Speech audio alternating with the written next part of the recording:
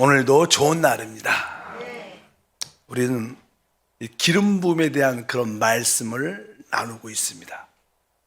생명을 따라 사는 것은 바로 우리가 기름 부음을 따라 사는 것이다, 이러한 의미로 말씀을 드렸습니다.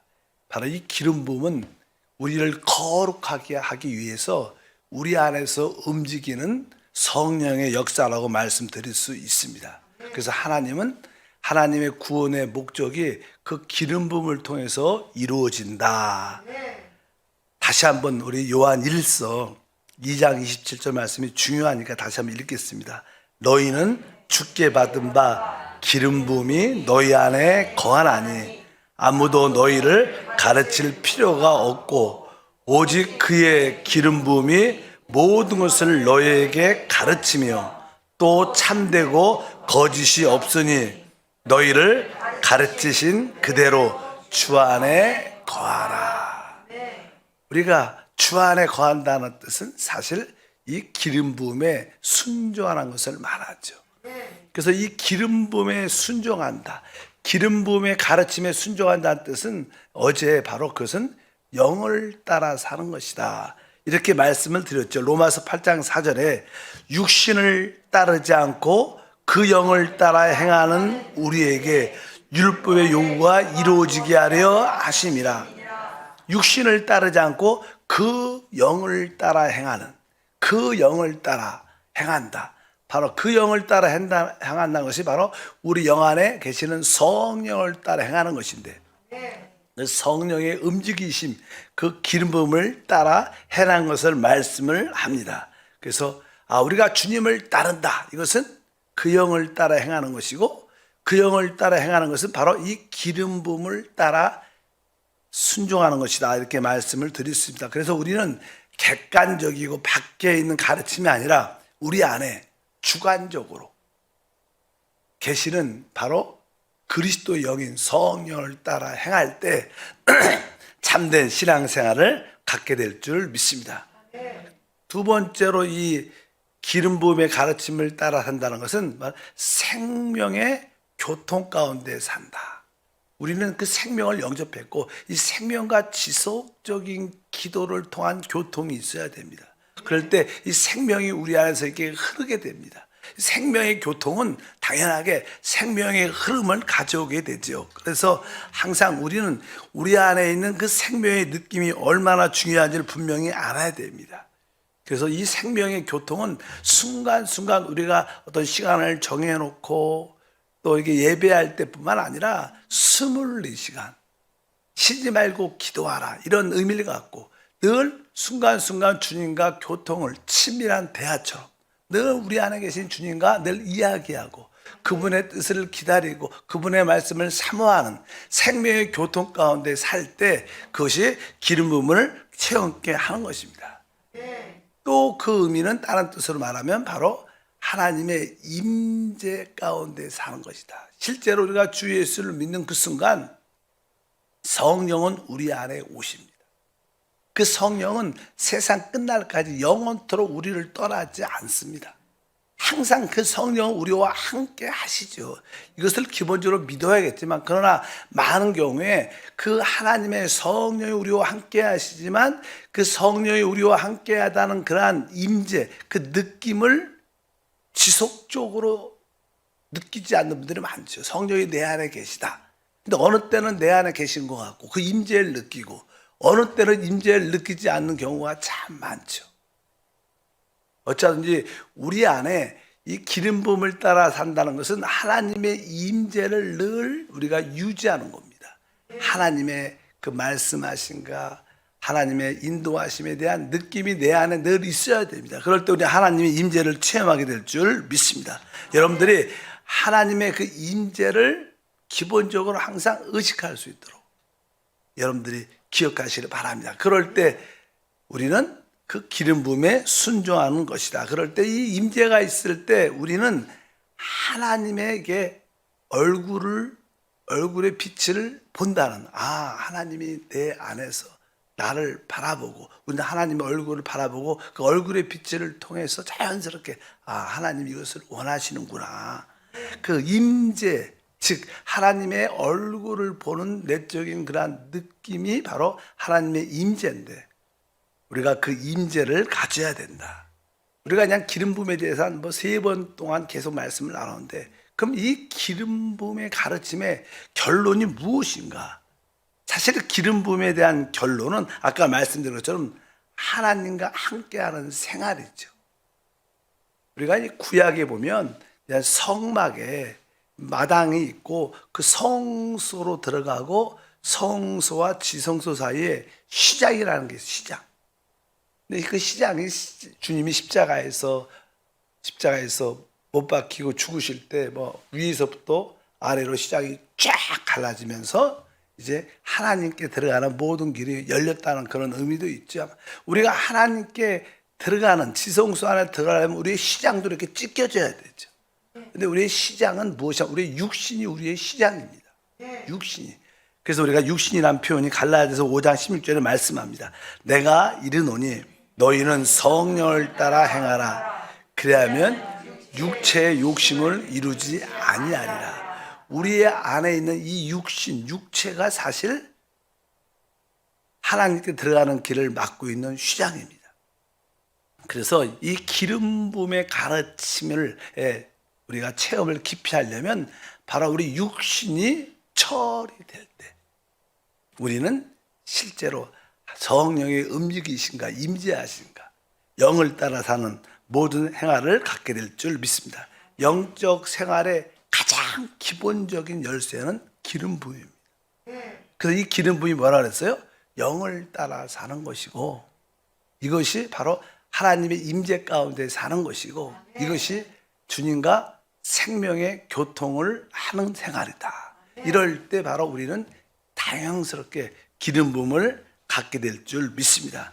그래서 여러분들이 이 놀라운 하나님의 구원의 역사를 늘 사모하고 우리 영 안에 그 기름 부음을 늘 사모하고 기대하고 소망하고 순종했다는 그런 마음을 갖고 우리 안에서 말씀하시는 그 하나님을 누리시기를 축복합니다.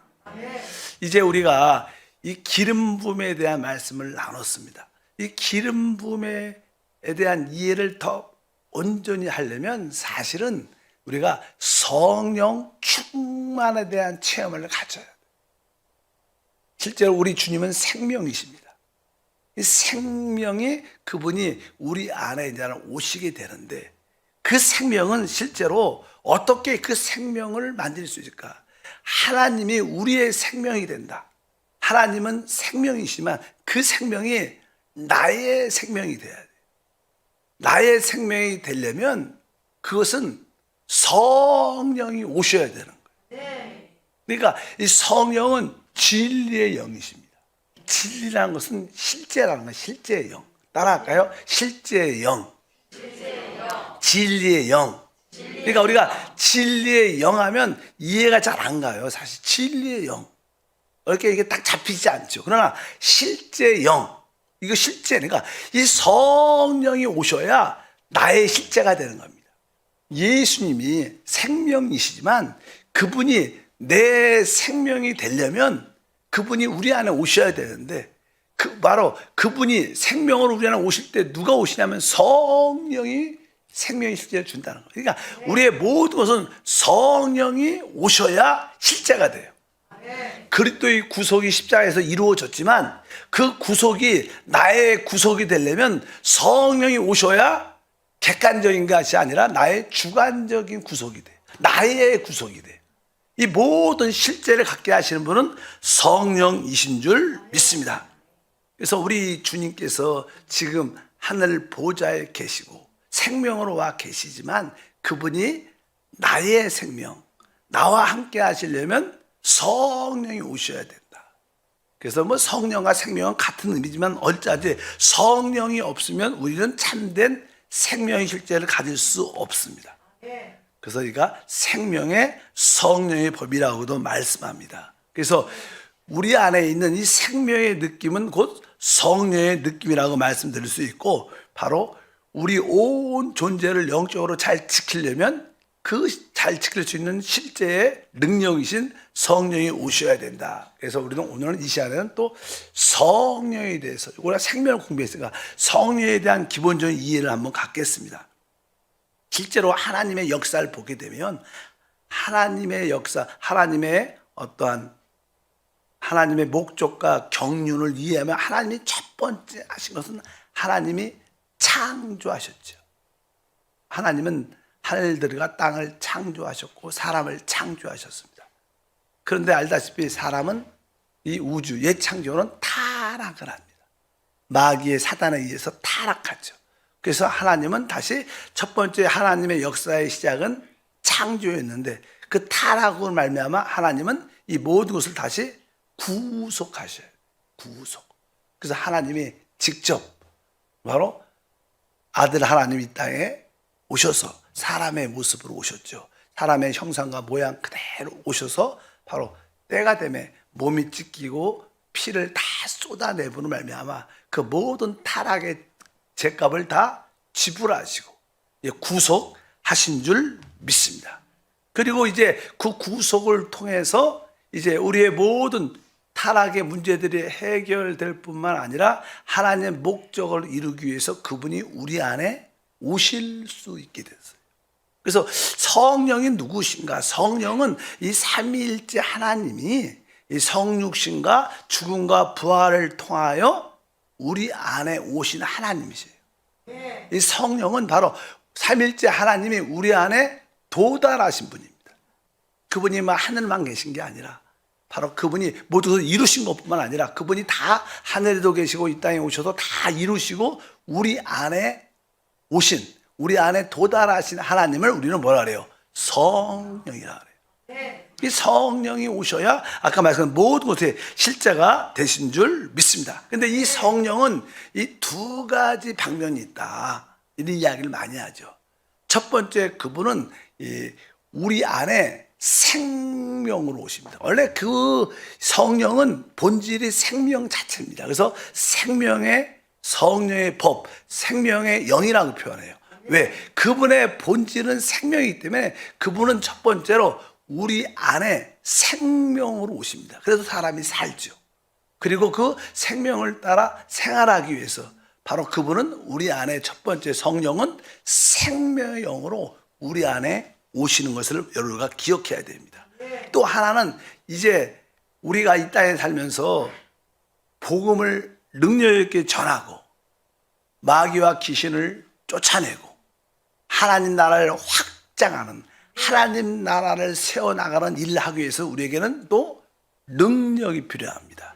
그분은 한편적으로 생명의 영으로 우리 안에 오시지만 그분은 또 하나님 나라의 확장과 잃어버린 영혼들을 회복시키기 위해서 우리에게 능력의 영으로도 우리 가운데 오셔요. 그래서 내적으로는 그분은 생명의 영이고 복음 전파를 위해서 하나님 나라의 확장을 위해서는 우리에게 능력으로 위에서부터 덧입혀 주십니다. 그래서 우리가 능력의 두루마리 겉옷을 입혀 주시면 이것은 뭐예요? 능력의 영으로 충만하다. 또 우리는 또 우리 안에 생활 가운데 하나님의 성령의 열매를 맺는 그런 생활, 생명의 성령으로 충만해야 될 줄 믿습니다. 그래서 우리는 성령 충만이라고 해서 이 두 가지 충만, 내적으로는 하나님의 생명으로 충만함을 체험하고 또 외적으로는 복음 전파의 능력이 있도록 능력의 영으로 충만, 이 두 충만을 다 가져야 된다. 그래서 이 내적인 충만이란 단어는 보통 우리가 그냥 플레루, 헬라어로 플레루라고 쓰고요.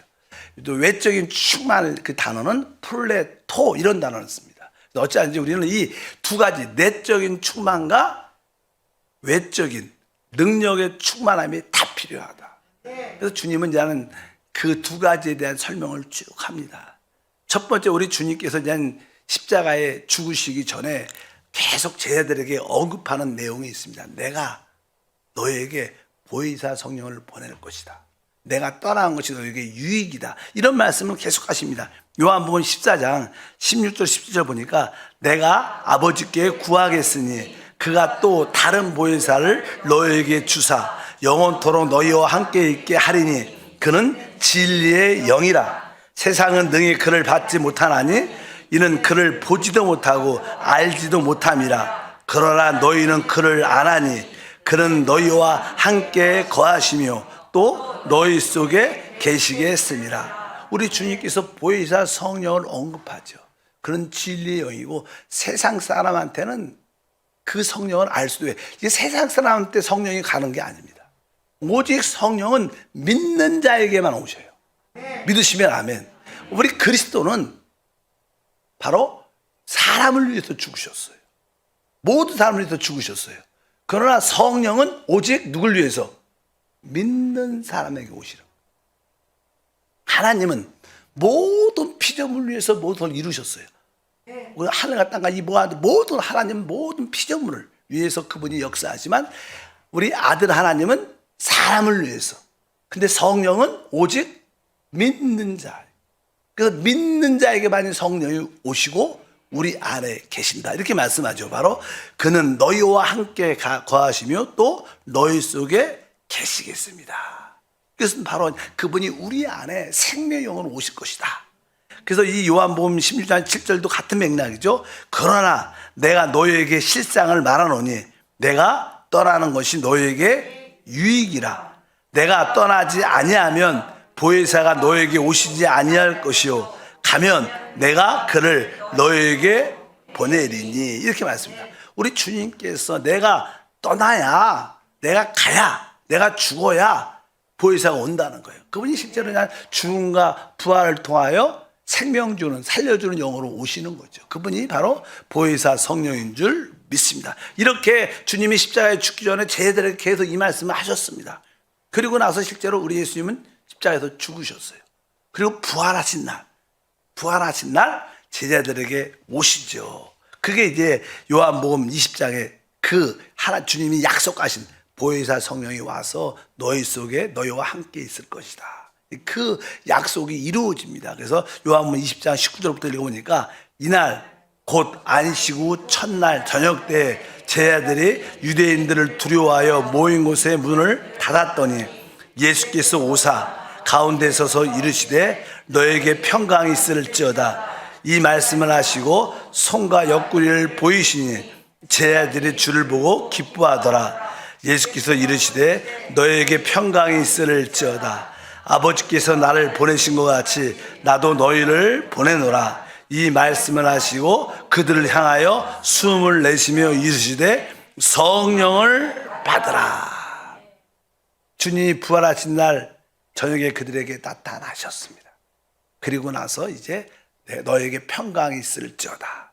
아버지께서 나를 보내신 것처럼 나도 너희를 보내겠다. 그리고 숨을 이렇게 후 내쉬면서 성령을 받으라. 그래서 사실 이 보혜사 성령이 그들 안에, 제자들 안에, 제자들과 함께 있는 것이 사실 이게 성취된 거죠, 성취.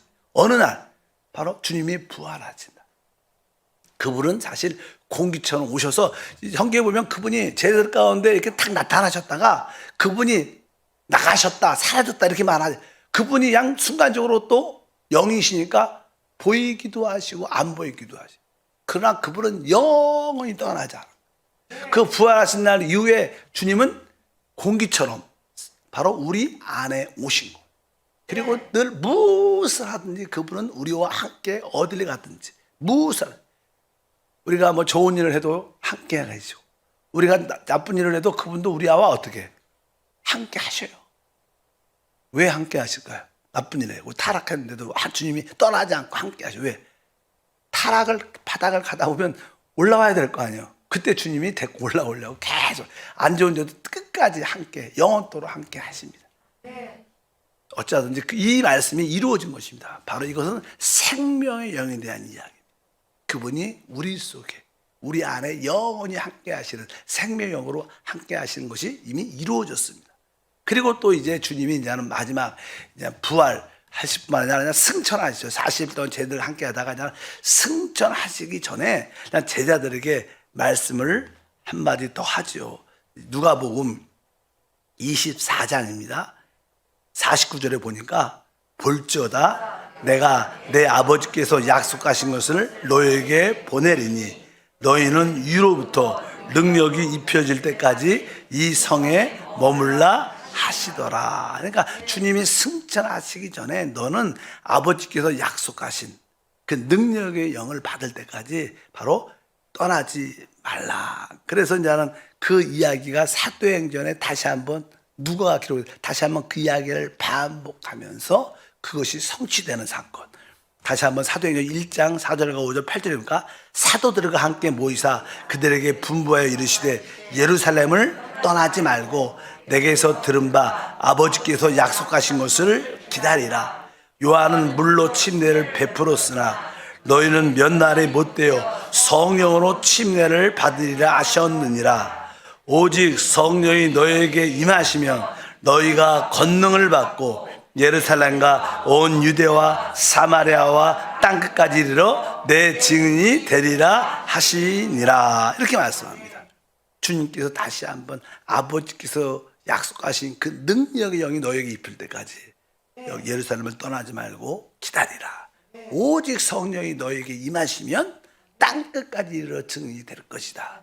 그래서 이 능력의 영은 바로 복음 전파를 위해서 있는 겁니다.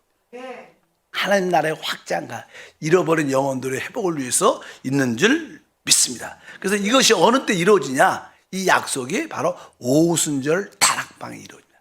이 생명의 영이 우리 안에 오시는 것은 예수님이 부활하신 날 이루어진 거예요. 그분이 우리 안에 생명으로 오셔서 우리 안에 생활을 이끌어 가지고.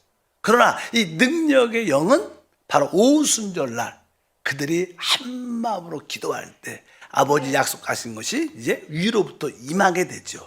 너무나 잘 아는 이야기죠. 사도행전 2장 1절부터 4절에 보니까 오순절 날이 이미 이름에 그들이 다 같이 한 곳에 모였더니 호련히 하늘로부터 급하고 강한 바람 같은 소리가 있어 그들이 앉은 온 집에 가득하며 마치 불의 혀처럼 갈라지는 것들이 그들에게 보여 각 사람 위에 하나씩 임하여 있더니 그들이 다 성령의 충만함을 받고 성령이 말하계심을 따라 다른 언어들로 말하기를 시작하니라. 그러니까 이 하나님께서 능력의 영을 부어준다고 말씀했는데 그것이 바로 오순절 날 성취가 됐습니다. 그러니까 생명의 영으로 그분이 우리 안에 들어와서 우리 안에서 생명이 되시는 그 일은 부활하신 날.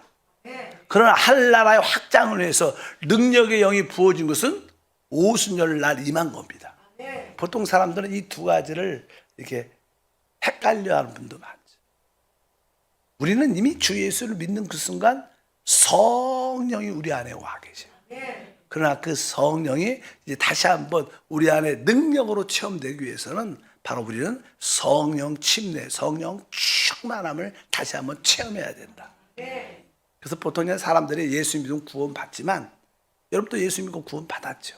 근데 어느 때부터 여러분들이 능력 있는 신앙생활, 구원의 확신도 있고 만난 자에게 담대하게 예수도 말하고 복음도 전하게 된 이유는 여러분들에게 뭐예요? 이 오순절날 성령의 능력이 함께 했기 때문에 복음을 전하는 거예요.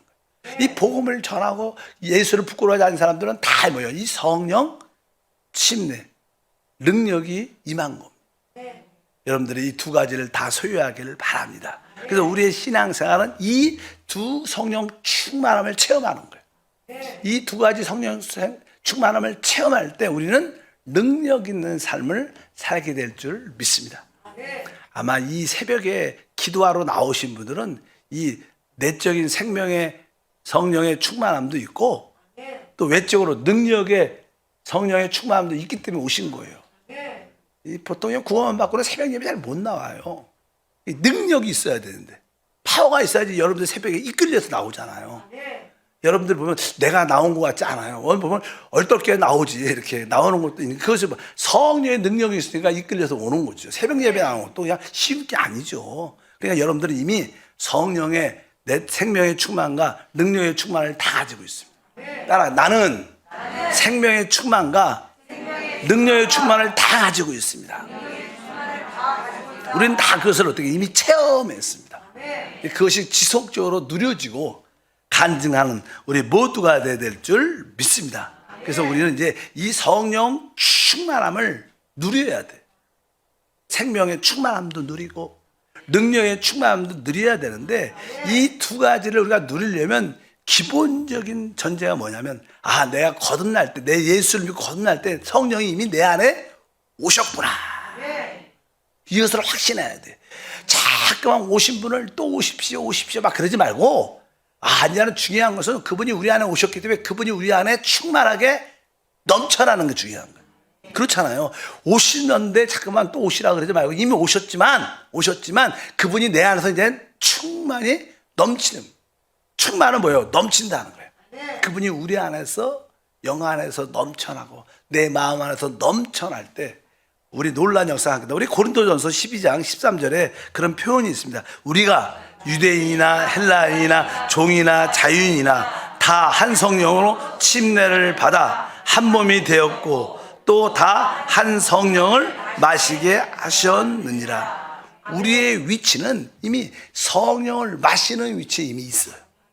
그리고 한 성령으로 다 침례받아서 한 몸 안에 이미 있는 줄 믿습니다. 그래서 여러분들이 나는 이미 주 예수를 믿는 그 순간 거듭날 때 성령이 내 안에 오셨다. 근데 내 안에 오신 분이 충만하도록 해야죠. 충만하게 하는 첫 번째는 우리가 주의 이름을 부르는 거예요. 그래서 우리가 주야, 우리가 뜨겁게 내 영이 열리고 영이 해방될 때까지 주님의 이름을 부르면 진짜 우리 안에 그 성령이 충만히 흘러넘치죠. 그래서 여러분들이 그런 표현이 막 정말 창자가 이렇게 끊어질 정도로 그런 상한 마음을 갖고 주님을 진짜 부르는 거예요. 내 하늘에 있는 주님을 부르는 게 아니라 내 영 안에 계신 주님을 바라보고 성령이 충만하게 넘쳐나도록 주야, 그분을 바라보면서 기도를 하면 진짜 여러분의 영이 열리고 해방되면 이 충만한 흘러나올 때마다 자유와 해방과 치유와 축복도 함께 합니다. 그래서 가장 내일부터 계속 말씀을 나누겠지만 가장 기본적인 뭐예요? 주를 부르는 거예요. 누구든지 주의 이름을 부르면 구원받는다. 구원뿐만 아니라 성령 충만도 구원이니까. 그러니까 주의 이름을 부르는 것이 가장 기본적인, 가장 쉬운 겁니다. 그래서 기도할 때 성령을 달라고 할 필요도 없고 그냥 여러분들 그냥 뱃속 기쁘고서 주님을 마음껏 크게 불러보십시오. 한 5분만 10분만 부르면 이미 충만해져서 여러분도 그걸 내적으로 다 느껴요. 자유와 기쁨과 은혜가 충만하고 이제 모두 할 수 있다는 담대함도 생기고 하나님의 역사를 체험할 줄 믿습니다. 하나님 아버지 감사합니다. 다시 한번 이제 성령의 기름 부음을 따라 살 수 있도록 성령의 충만함이 필요합니다. 성령의 충만함을 우리 모두가 가져 내적으로 충만뿐 아니라 능력으로도 충만하여 하나님의 간증이 되게 하옵소서. 주 예수 이름으로 기도합니다. 아멘.